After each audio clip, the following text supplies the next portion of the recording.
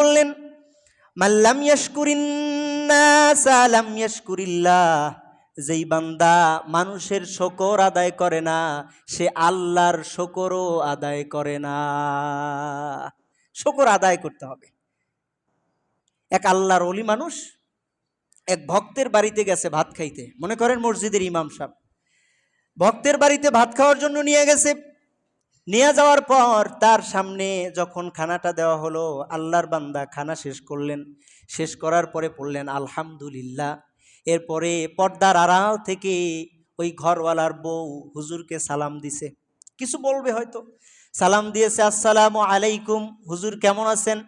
হুজুর পর্দার আড়াল থেকে জবাব দিয়ে কয়, ওয়া আলাইকুম আসসালাম, আলহামদুলিল্লাহ আমি ভালো আছি, আপনি কেমন আছেন? কয়, হুজুর আলহামদুলিল্লাহ আমিও ভালো আছি। কয়, রান্না কি আপনি করছেন? কয়, হ্যাঁ। কয়, আপনার রান্নাটা আজকে খুব মজা হয়েছে, আমি মজা করে খাইছি। বলতে দেরি মহিলা পর্দার আড়াল থেকে কান্নার আওয়াজ। হুজুর চিন্তা করলেন, আমি তো তাকে খারাপ কিছু বললাম না, মহিলা পর্দার আড়াল থেকে কেন কাঁদো, কেন কান্নার কি কারণ? হুজুর জিজ্ঞেস করলেন, আম্মা জান আমি তো আপনাকে খারাপ কিছুই বললাম না, আমি আপনার রান্না করা খাবারের প্রশংসা করলাম আর আপনি কান্না শুরু করে দিলেন, কারণ তো বুঝলাম না।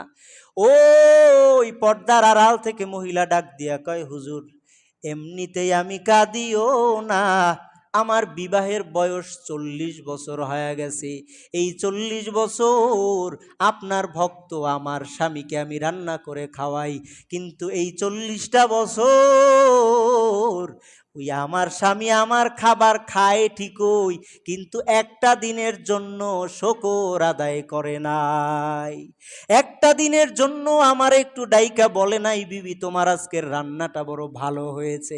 আমি এমনিতেই কাঁদি না, 40 বছর একজন রে খাওয়াইলাম, সে কখনো প্রশংসা করলো না, আর একবেলা আপনি একটু খাওয়ার পর আপনি আমার প্রশংসা করলেন, খাবারের প্রশংসা করলেন, আমি এই ব্যথায় কান্না করতেছি, কান্না করি এই ব্যথা নিয়ে। বহু স্বামী নামের বীর পুরুষ আছে, কারো সাথে পারে না, ঘরে গিয়া বউ পিডায় আর খাবারের দোষ ধরে, লবণে বেশি কেয়া হইছে, মরিচ কেন কম দিলি না, হলুদ কেন বেশি হইল। আচ্ছা, একটা যদি দোষ ধরে, আপনি মনে করেন ইমাম সাহেবের দোষ যদি কেউ ধরতে চায়, দোষের অভাব আছে? আর যদি দোষ না ধরে, কোনো দোষ আছে? এখন মনে করেন এই এখানে 50 জন 100 জন মুসল্লি যদি থাকে, 200 জন মুসল্লি থাকে, 200 জন আর মোট চৌক আছে কয়শো? 400। কয়শো? ইমাম বেটার চৌক কয়শো? 2টা মাত্র। কয়টা? 400 মুসল্লি যদি একজন ইমামের দিকে তাকায়, তো ইমামের চলার কোনো পথ আছে?